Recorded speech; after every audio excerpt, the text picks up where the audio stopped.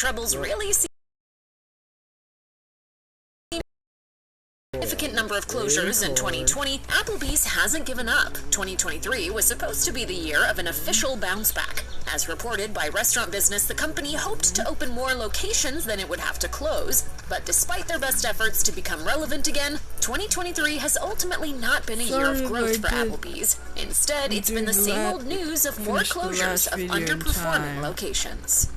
With its sports bar environment, Buffalo Wild Wings has been serving up plenty of beer and chicken to its enthusiastic guests since 1982. However, a grim shadow has recently been cast over the future of this chain. Recently, Buffalo Wild Wings was criticized for serving wings to its customers that weren't actually wings. The company was even taken to court over the issue. They admitted to using chicken breast prepared and fried in such a way to make it look like boneless chicken wings, instead of using actual bird wings. If this weren't nefarious enough, the company took another hit in 2023 when it pulled all of its remaining locations out of Canada due to poor sales. These closures seem to have occurred one by one over a long period of time, leading us to wonder what might be in the works for Buffalo Wild Wings in 2024. If the underperformance and dishonest actions are any indication, the future might just be a little less wild and less wing-filled. You didn't like it. No.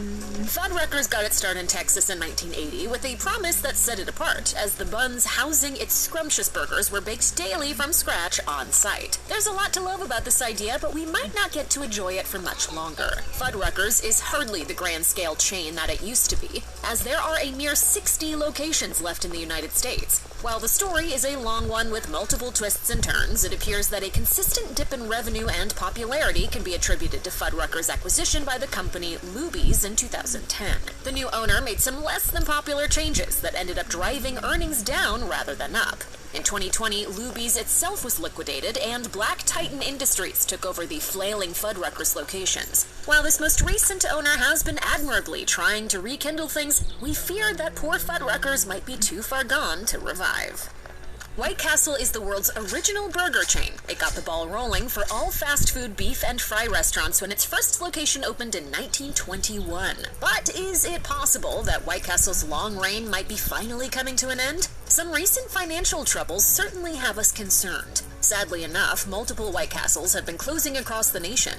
While a few shutdowns are hardly reason to panic, there's also the matter of a multi-billion-dollar lawsuit. In 2023, White Castle was sued by one of its managers, and the fallout could cost the company a whopping $17 billion. In February, a White Castle in Illinois was found to have breached state laws regarding digital identification systems. The employees had been using a technology for 10 years that failed to ask whether or not it was okay that their personal information, in this case their fingerprints, was being assessed via a third-party verification platform.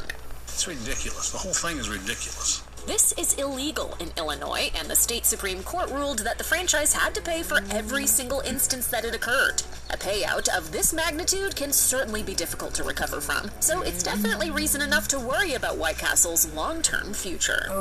Originally known as Boston Chicken, Boston Market has been on the decline for years, and things certainly haven't improved much in 2023. There are currently about 310 locations in the U.S. While that might not sound too concerning, if you take a look at the bigger picture, some major issues begin to become clear.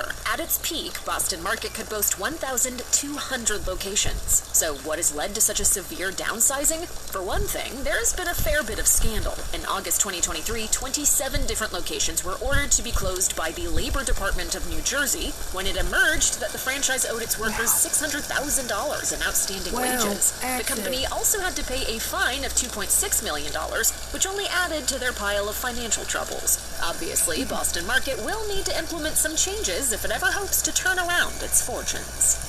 There's nothing quite like filing for bankruptcy to signal the beginning of the end for a restaurant chain. And this is exactly what Old Country Buffet appears to be going through. The formerly popular all-you-can-eat chain once had more than 600 locations to its name. But as of 2023, they're down to a mere 13, many or all of which appear to be standing but not actually operating. What could be to blame for this downfall? As it turns out, bankruptcy is the culprit, and multiple filings at that. The first time happened in 2008, and then again in 2012, and once more in 2016 as well. That latter filing was precipitated by a lawsuit involving salmonella that lost the franchise millions when it was already in financial turmoil. By the time that Old Country Buffet filed for its fourth bankruptcy in 2021, its parent company, Barbecue Holdings, had pretty much thrown in the towel for good. Since poor Old Country Buffet is basically dead already, we're hoping that it just gets put out of its misery sooner rather than later. While it might seem impossible that a burger chain as iconic as Steak 'n Shake could be destined for eternal doom, the evidence speaks for itself. The company's footprint has been slowly and quietly diminishing for a while now. In 2018, QSR Magazine reported that the chain had 626 locations under its belt. By 2022, the number had been reduced to just over 500. Now, at the end of 2023, there are a total of 493 Steak 'n Shakes across the United States. But surprisingly enough, as reported by Restaurant Business, the franchise's overall sales actually improved throughout 2023. Despite that good news, Steak 'n Shake continues to close multiple locations. This pattern might seem strange, but strange or not, restaurants being shut down with no sign of stopping is never a good sign. Oh, no! We're keeping our fingers crossed that the coming years don't see Steak 'n Shake completely disappearing. After all, their steak burgers are pretty undeniably delicious. If you're a fan and happen to drive by a local spot, then you just might want to consider stepping inside and showing some love. After all, it's looking like you might not have that many opportunities left to do so.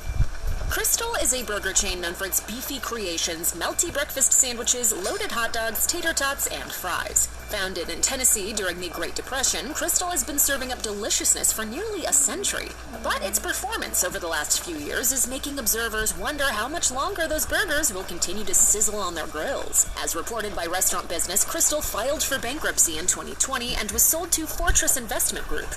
The new owners developed a plan that involved selling restaurants in an attempt to stimulate growth and profits. The process of refranchising in this manner can take a while, though. Considering Crystal's drastic demise over the past 10 years, we'd be surprised if it has the time to wait for a salvation that's far from guaranteed. Sometimes the best intentions don't yield the best results, and this is especially true in the restaurant business. Pie 5 is a quick-stop chain offering personal make-it-your-way pizzas that seem to be the perfect example of a great idea that just didn't quite pan out. While Pie 5 was developed mainly for college campuses, shopping malls, and other areas where people are looking for some quick pizza, the concept hasn't taken off as hoped. As reported by Restaurant Business, about 2/3 of the original Pie 5 locations have shuttered their doors for good. Fortunately for the owner of Pie 5, Rave Restaurant Group, they also operate another original cheese and sauce chain called Pizza Inn, and it's doing much better. Rave reportedly plans to slowly integrate its more successful business into its failing one by selling pizza branded as Pizza Inn on the Pie 5 shelves. Ultimately, it looks like Pie 5 will be phased out until it's nothing more than a sauce-filled memory. Pancho's Mexican Buffet is one of those chains that peaked in the 90s and early 2000s. Nostalgic customers now reminisce online about the once popular chain's jingle, which used to play on TV pretty much nonstop. Feel hungry? Raise the flag! Raise the flag! However, Pancho's has sadly and slowly dwindled since its golden age, from around 140 locations at its prime, all the way down to just 2, both in Texas. Though it's hard to determine exactly what has led to its demise, the trouble seems to have begun when the company came under new ownership in 2001.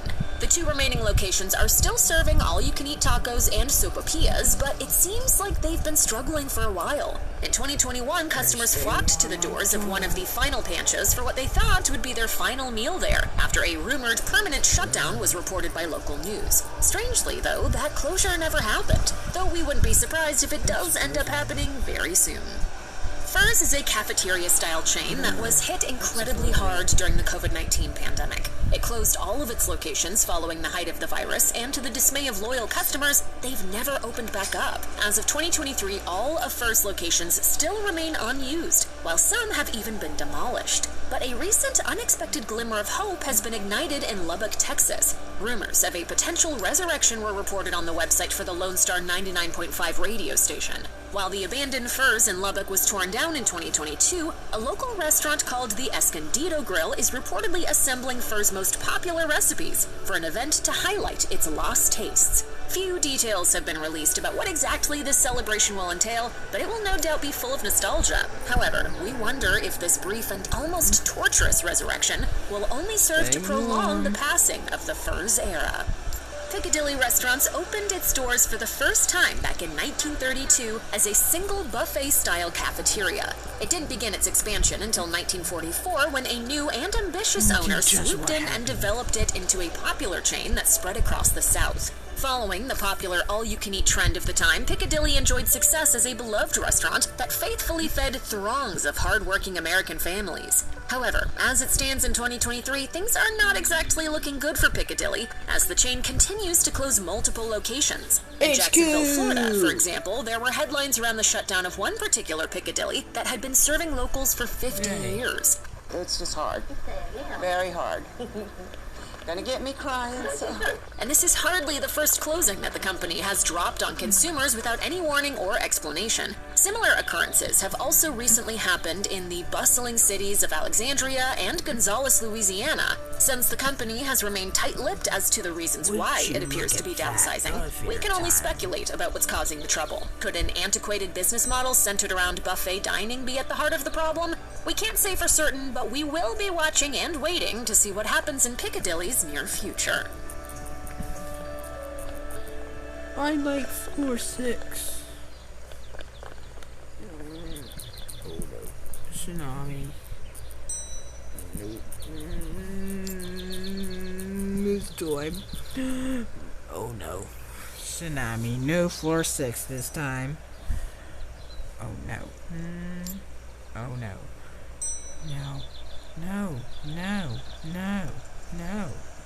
4-6.